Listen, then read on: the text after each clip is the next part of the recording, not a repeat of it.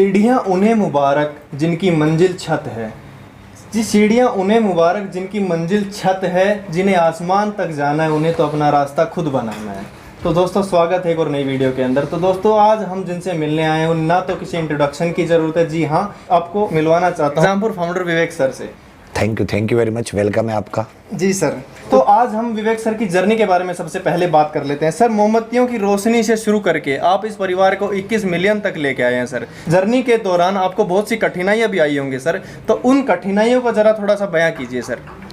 कठिनाइयाँ तो ऐसा है कि देखिए, जब भी आप कोई एक अपना मुकाम बनाने निकलते हैं तो बाधाएं तो हमेशा आती ही हैं। जी सर। क्योंकि हम तो गांव देहात से थे, उतना ज़्यादा टेक्निकल नॉलेज भी नहीं थी, पैसे भी नहीं थे, तो बचपन बस उसी सबको बच्चों की दुआओं से कि उनके लिए कुछ अच्छा करना था, मन में एक अच्छी भावना थी।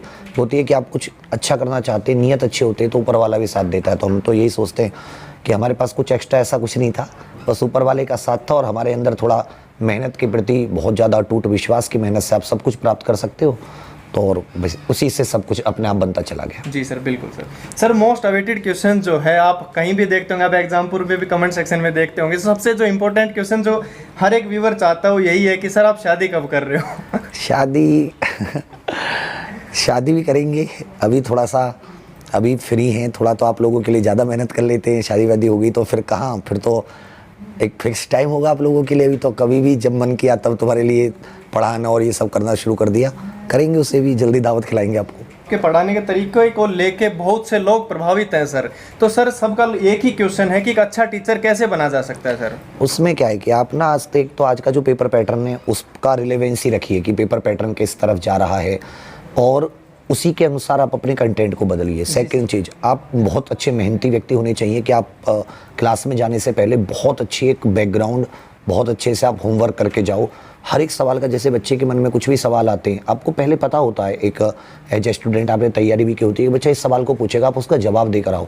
आप उसकी क्यूरियसिटी को शांत करते रहे, साथ साथ जो सब्जेक्ट आप पढ़ा रहे हैं उसमें उसकी रुचि पैदा कीजिए। वो खुद से सोचे अच्छा अब क्या होगा अगली चीज़, अच्छा सर सर्वनाम ये तो अब क्या होगा।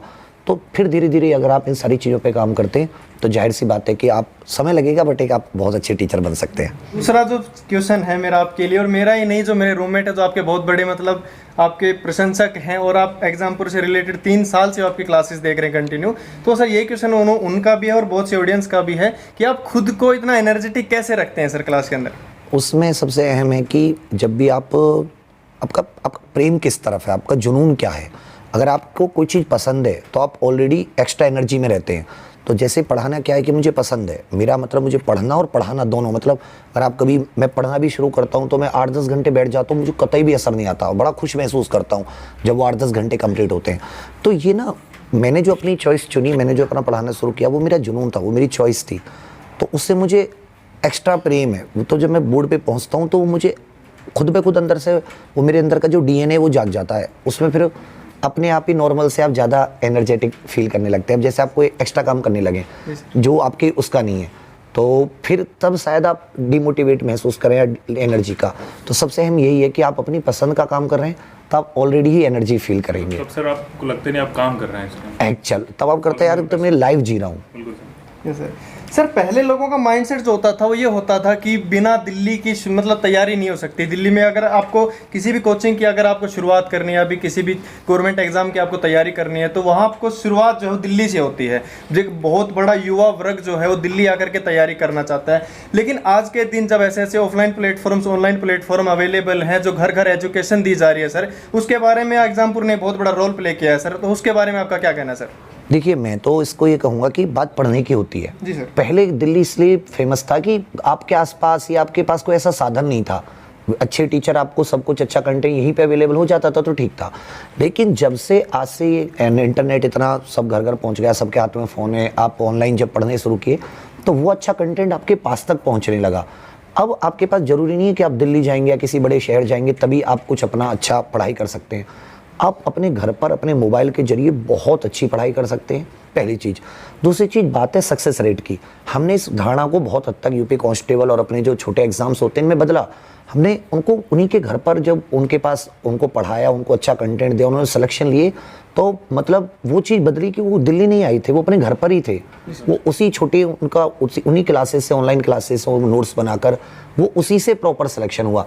तो अब वो धारणा टूट रही क्योंकि सिलेक्शन मोबाइल से भी होने लगे। बोले यार ये तो बड़ा आसान है, कहीं भी जाना नहीं पड़ रहा, पैसे एक्स्ट्रा खर्च करने पड़ रहे। दूसरी बात, आप कभी भी बड़े शहर ऐसा आके नहीं कि तुरंत आपको सक्सेस मिलेगी, चुनौतियां तो वही हैं, पढ़ाना तो आपको हर जगह ही पड़ेगा। सही बात है सर।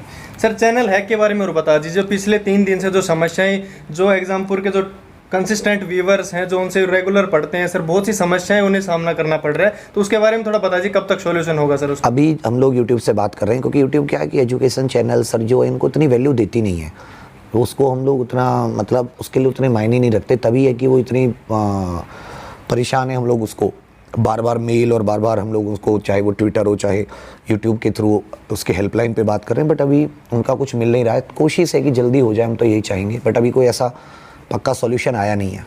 जी सर, किसी इंटरव्यू में सर आपने कहा था कि कुछ करने के लिए ज़िंदगी में कहीं जगह पे होना ज़रूरी नहीं है, कि हम जहाँ हैं वहाँ रह के भी बहुत कुछ कर सकते हैं। इस बात के ऊपर आपकी टिप्पणी कीजिए सर। इसमें तो यही है कि जैसे आप एक जगह पहुँचना चाहते हैं, एक जगह आप हैं, जी सर, तो अगर आप ये कहेंगे कि मैं वहाँ पहुँचकर इतना मेरे पास सब कुछ होगा तभी मैं कुछ करूँगा, तो फिर तो पॉसिबल नहीं है। आपको जहाँ हैं आप, जो आपके पास संसाधन है, उसमें अच्छी सी योजना, अच्छा सा प्लान बनाकर आप शुरू कीजिए। उन्हीं संसाधनों में आप जहाँ पहुँचना चाहते हैं वहाँ तक तभी पहुँचेंगे जब आप आज जहाँ हैं वहाँ से आप शुरुआत करते हैं। जी सर। अगला क्वेश्चन है सर, कुछ समस्याएं हैं जो ऑनलाइन क्लासेस में विद्यार्थी पढ़ते हैं, उनसे रिलेटेड है कि online class at instant time notes कैसे तैयार करें सर? देखिए, नोट्स अगर आप पूरा पैराग्राफ तैयार करेंगे तो आप कभी तैयार नहीं कर पाएंगे। जैसे नहीं होता था आप एक पूरा पैराग्राफ ही पढ़ रहे हैं कि मैं से लेकर आप पूरा इज एम आर तथा एवं पूरा उतार रहे हैं, इससे कोई फ़ायदा नहीं होने का। आप टू दी पॉइंट नोट्स बनाइए, उसको फ्लो चार्ट टेक्निक होती है। अब फ्लो चार्ट टेक्निक में टीचर बोलेगा नहीं, उससे पहले आपके नोट्स तैयार हो जाएंगे। वो अपना मतलब जैसे उसने जो लिख के कंप्लीट करेगा ना, उससे पहले आपका तैयार हो गया, क्योंकि अगर उसने 100 वर्ड लिखे हैं तो आपके काम के 15 ही वर्ड है, बस आपको वो समझना है। ग्राफिकल, वही फ्लो चार्ट ग्राफिकल, तब आप नोट्स बना पाएंगे। जी सर। सर जो मोस्ट कॉमन क्वेश्चन है आज की डेट में जो चल रहा है, यूपीएससी एग्ज़ाम को लेकर के चल रहा है। आप सभी जानते हैं यूपीएससी एग्ज़ाम के आप टॉपर हैं, तो जो नए एस्पिरेंट हैं, जो फ्यूचर में वैकेंसीज आने वाली हैं, तो नए एस्पिरेंट को क्या सुझाव देना चाहेंगे सर? किस तरीके से स्टडी करें, कौन सा स्टडी मटेरियल यूज़ करें सर? देखिए, सबसे पहले तो अभी तो यूपी कांस्टेबल के 26,210 वैकेंसी किसी भी समय अनाउंस हो सकती है, क्योंकि गवर्नमेंट ट्विटर हैंडल से उसको ट्वीट किया गया है। तो अभी देखिए, सबसे पहले जब भी आप कोई तैयारी करने जा रहे हैं, आप फर्स्ट टाइम दे रहे हैं या सेकंड टाइम दे रहे हैं, उससे फ़र्क नहीं पड़ता। आप सिलेबस बहुत अच्छे से डिकोड करिए, सिलेबस की तह तक। जैसे आप मान लो कोई एक्स सब्जेक्ट आप पढ़ रहे हैं, तो उसमें कितने टॉपिक हैं जो हमारे सिलेबस में दिए हुए हैं, उनमें सब टॉपिक क्या हैं, हेडिंग कौन कौन सी हैं। आपके पास अगर वो सिलेबस तैयार हो गया ना, फिर तो आप आराम से अपना उसको कंप्लीट कर सकते हैं। हर एक स्टडी मटेरियल में वही सारी चीज़ें होती है। सिंधु घाटी सभ्यता आप कहीं पढ़ लीजिए, वही रहेगा, बशर्ते कि आप उससे अपने मतलब का निकाल पाएँ। जी सर। जो लास्ट भर्ती गई है सर यूपीएससी से लेके, जिसका कोर्ट में केस चल रहा है सर, तो उसके बारे में आपका क्या कहना है सर? देखिए, अभी तो कोर्ट में है, दोनों ही पार्टियां अपने अपने सबूत पेश कर रही हैं। अब वो जजेस के ऊपर है कि वो जज उसमें किस पे फैसला देते हैं, तो ये तो कोर्ट का मसला है। जो बेहतर, जो मतलब दोनों पार्टी अपने अपने एविडेंस दें, दोनों को भरपूर मौका है और वो हमेशा उचित ही फैसला लेते हैं।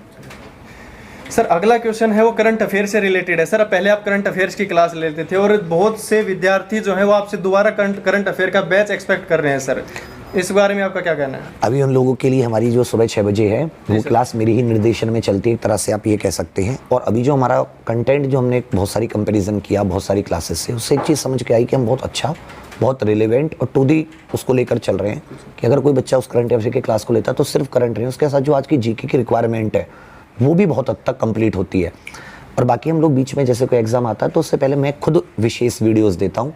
जैसे भी पैट के लिए मेरी एक सीरीज़ शुरू होगी, तो वहाँ से हम बच्चे की ओवरऑल हेल्प कर देते हैं पूरी, बस कि वो क्लास में आए, छोटा छोटा नोट्स बनाए। क्योंकि अगर आप केवल क्लास देख रहे हैं, नोट नहीं कर रहे हैं ना कुछ, तो उसका ऐसा समझिए 10% ही आपको याद रहेगा। वो अब नोट्स बना रहे हैं साथ में, तो आप 70-80% याद करके जाएंगे।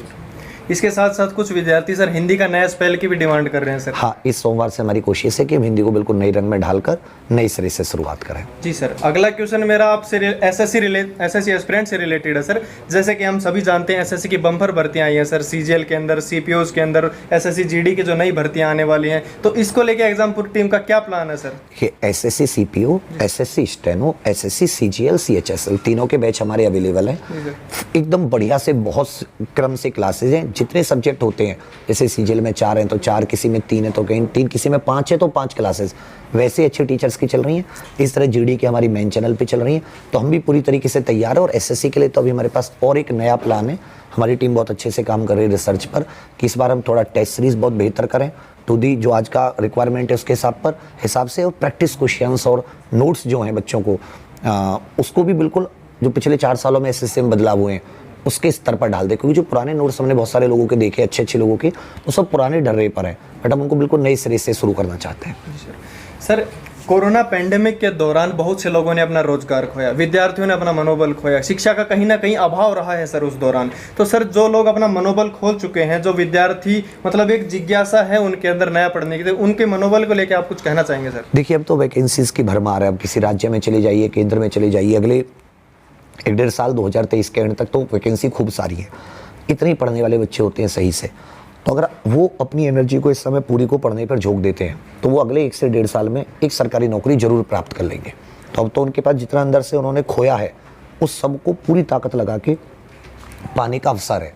तो उसे उन्हें मेहनत करनी चाहिए। जो हो गया उसको बदल नहीं सकते, बट अब उन्हें प्रयास पूरी जी जान से लगना चाहिए क्योंकि वैकेंसीज भी हैं और समय भी है। जी सर, जैसा कि हम अपने आजकल की कंपटीशन लाइफ में देख रहे हैं सर कि एक तरफ सरकारी नौकरी का क्रेज बढ़ता जा रहा है, 0.1% सिलेक्शन रेट जो होता है सर हर किसी गवर्नमेंट जॉब के अंदर लगभग, और दूसरी तरफ सरकार प्राइवेटाइजेशन पॉलिसी को अपना रही है सर। तो इसका युवा वर्ग पर क्या फ़र्क पड़ेगा, गवर्नमेंट जॉब्स पर क्या फ़र्क पड़ेगा और दैनिक जीवन पर क्या फ़र्क पड़ेगा युवाओं के? देखिए, इसमें तो आप ये कह सकते हैं कि जो गवर्नमेंट जो निजीकरण करे वो एंट्री लेवल पर तो ना करे। जी सर। एंट्री लेवल मतलब जो अपने मैक्सिमम मध्यम वर्गीय परिवारों के जो बच्चे होते हैं, अपने परिवार को थोड़ी से सपोर्ट देने के लिए जिन नौकरियों का सपना देखते हैं, उनमें सरकार को निजीकरण नहीं करना चाहिए। कहीं हायर स्किल्स की रिक्वायरमेंट है, हायर उसकी रिक्वायरमेंट है, तो वहाँ आप निजीकरण कर सकते हैं। तो उसमें क्या होगा कि कम से कम कोई एक बहुत बड़ा तबका जो है, जो बहुत बड़ा एक वैकेंसीज़ हैं, जो एंट्री लेवल वैकेंसीज़ होती हैं, वहाँ आज भी बच्चे को मौके मिल पाएंगे। और वो एक अच्छा भी है कि मतलब मध्यम वर्गीय परिवार के पास तो अपने परिवार को सपोर्ट करके उसकी शैक्षिक स्थिति इतनी अच्छी नहीं होती, या तो हमारे यहाँ फिर शिक्षा इतनी अच्छी होती है कि 8th 10th में बच्चा कोडिंग सीख जाता और फिर 12th तक पहुँचते पहुँचते तो एक अच्छा इंजीनियर कोडर बन चुका होता, तो फिर उसको बढ़िया। लेकिन अभी हमारे यहाँ एजुकेशन का इस तरह है कि केवल वो 10th 12th वो रट लो अच्छे से, तो उसमें बच्चा एक सरकारी नौकरी है जिसके जरिए वो सोचता है कि एक स्थायित्व मिल गया, एक मॉनेटरी मेरी हेल्प हो गई, मनी की हेल्प हो गई, अब मेरे परिवार को अपने को एक स्थायित्व दे पाऊंगा। सर, बहुत से युवा हैं जो एग्जामपुर में काम करके साथ साथ में एजुकेशन लेना चाहते हैं, तो सर उनके बारे में कोई स्कोप है, कोई है तो बता दें। देखिए, मैं तो इनसे कहूँगा कि हम तो छोटी सी संस्था है, हमारे यहाँ भी एक लिमिट होती है कि इससे ज़्यादा हम लोग नहीं कर सकते, बट कुछ ऐसी छोटी छोटी चीज़ें हैं जिनको आप 1 से 2 महीने में सीख कर आप दुनिया की कहीं भी किसी भी कंप्यूटर जहाँ भी जिस तरह की टेक्निकल चीज़ें होते चले जाइए, आपको वो सम्मान के साथ जॉब मिलेगी। और 10-12-15 हज़ार की बहुत अच्छी, जैसे कि आप कोई वीडियो एडिटर का कोर्स कर सकते हैं, कोई आप ये एक्सेल का कोर्स कर सकते हैं, जो MS एक्सेल होता है, माइक्रोसॉफ्ट एक्सेल सॉफ्टवेयर, उसको सीखना चलाना। आप इसके जैसे कोई ग्राफिक डिज़ाइनर का कोर्स कर सकते हैं, इसके बाद में फिर आप एनिमेटर बन सकते हैं बड़े। तो वो उसकी इतनी रिक्वायरमेंट है कि अगर आज 1 लाख लोग भी होंगे तो उन सबको जॉब मिल जाएगी। बिल्कुल सर, बिल्कुल। किसी इंटरव्यू में आपने कहा था कि स्किल कोर्सेज के ऊपर एग्जाम पर आने वाले टाइम में काम करने वाले अभी भी हम एक छोटे बैचेज में काम कर रहे हैं कि अभी हमारे ग्राफिक डिजाइनर और जो ये आपके वीडियो एडिटर होते हैं, इनके दोनों के कोर्सेज चल रहे हैं और बच्चे बहुत अच्छे सीख रहे हैं उनमें। रिलेटेड है सर कुछ क्वेश्चंस, क्योंकि डिफेंस वाले एस्पिरेंट्स पूछना चाहते हैं कि एनडीए के नए बैच कब आ रहे हैं सर? सर, एनडीए का तो अभी हमारा बिल्कुल 4 सितंबर को इसका पेपर है, तो अभी हमारा जो एनडीए 1 2023 है और उसके लिए हमारी पूरी प्रिपरेशन स्टार्ट हो चुकी है। अग्नि में बच्चे बहुत ज़्यादा अग्नि के लिए उत्साहित हैं, एडमिशन उसमें ले रहे हैं। अग्नि की क्लासेस हमारी 12 सितंबर से शुरू है, तो अभी हमारा अग्नि बैच बिल्कुल नया है जिसकी क्लासेस भी 12 सितंबर से शुरू होंगी। और सबसे अच्छी बात है कि हमारा जो पढ़ाने का तरीका होता है ना, वो ये होता है कि हम मर के बिल्कुल लग जाते हैं कि भाई इसको इतना पढ़ाओ, इसको इतना ज़्यादा पढ़ाओ कि इसका एक भी क्वेश्चन ऐसा ना हो कि छूटे। तो उस डेडिकेशन से हम लोग रिजल्ट्स भी बहुत अच्छे देते हैं। इस बार तो सबसे अच्छी बात है कि हम फ्री एक्सेस भी शुरू करने वाले हैं, जिसके लिए बच्चे को दिल्ली या बड़े शहरों में 20-25 मिनिमम है, हम उसकी फ्री देने वाले हैं। कुछ एक कंसर्न आपकी हेल्थ इश्यू को लेकर है सर, आप अपनी हेल्थ का ध्यान कैसे नहीं रखते सर? अभी तो खैर अब तो काफ़ी संभल रहा है, पहले काफ़ी ज़्यादा था, लेकिन हम खाना पीना बिल्कुल टाइम पे हो रहा है, तो जल्दी बॉडी भी बनाने की गुंजाइश है, कोशिश है। नहीं, जो रेडियो ऑपरेटर की यूपी पुलिस में भर्ती आने वाले, कांस्टेबल की जैसे कि आपने बताया 23,000 कुछ वैकेंसीज आने वाली हैं, तो कब तक आएंगे सर? देखिए, रेडियो ऑपरेटर का तो अक्टूबर के अराउंड मुझे पेपर लग रहा है, और इसका जो पेपर है वो जनवरी के तकरीबन मानकर चलिए 26,210 वैकेंसी का इस महीने वैकेंसी आ जाएंगी। फिर अक्टूबर तक वो फॉर्म भरे जाएंगे, 2 महीने उनको टाइमिंग चाहिए, और मिड जनवरी में 26,210 का पेपर होना है। सर एक और क्वेश्चन जो अक्सर लोग कमेंट करते हैं कि सर एग्जामपुर काफ़ी हद तक अपना जितना भी कंटेंट है वो सिर्फ इंग्लिश या हिंदी मीडियम तक ही सीमित रखता है, तो जो अदर स्टेट्स के लोग हैं सर वो अगर इस प्लेटफॉर्म अभी हम लोग बहुत अच्छे से इसमें मतलब अदर स्टेट्स हों या हमारे जो अपने K-12 के बच्चे होते हैं 9th 10th 11th 12th के, उनके लिए बहुत अच्छा प्लान कर रहे हैं। बहुत ही जल्दी वो खुशखबरी बच्चों तक पहुंचेगी। तो उन लोगों की हाँ अभी तो हमने पहले तो हम लोग ज़्यादातर हिंदी मीडियम में थे, बट अब हमने इंग्लिश मीडियम का एक अलग SSC के लिए वो डाला है कि वहाँ केवल इंग्लिश में क्लासेस होती हैं। वहाँ पे मीन्स कि जो इंग्लिश CBSE से पढ़े हुए बच्चे हैं तो वो अपना इंग्लिश में ही पढ़ें। उनको जैसे किसी कोई कहता है कि सर मुझे हिंदी का यहाँ पे प्रॉब्लम होती है, या कोई अदर सदर्न स्टेट के बच्चे होते हैं, नॉर्थ ईस्ट के होते हैं, तो अभी उस पर वो वहाँ पे पढ़ रहे हैं, काफ़ी खुश हैं। बट अभी हम जल्दी ही धीरे धीरे अदर स्टेट्स तक भी पहुँचेंगे। वो तो मैं तो ये कहूँगा कि दोनों भाई बहुत ही अच्छी मेहनत कर रहे हैं। आपको नई नई जानकारी और जॉब से रिलेटेड अलग अलग लोगों के इंटरव्यूज़ आप तक पहुँचाते रहते हैं। तो आप लोग HK शर्मा ब्लॉग्स को ज़रूर सब्सक्राइब कर लें और दोनों भाइयों को खूब सपोर्ट करें। Thank you sir. तो बहुत अच्छा लगा सर से बात करके। तो दोस्तों वीडियो को लाइक कीजिए, चैनल सब्सक्राइब कीजिए और एग्जामपुर को सब्सक्राइब कीजिए। अगर आप डिफेंस से रिलेटेड वीडियोस देखना चाहते हैं तो एग्जामपुर डिफेंस नाम से अलग चैनल है, हर फील्ड के चैनल अलग अलग है, तो उसके डिस्क्रिप्शन में मैं लिंक दे दूंगा। तो दोस्तों stay connected with us, love you guys, take care.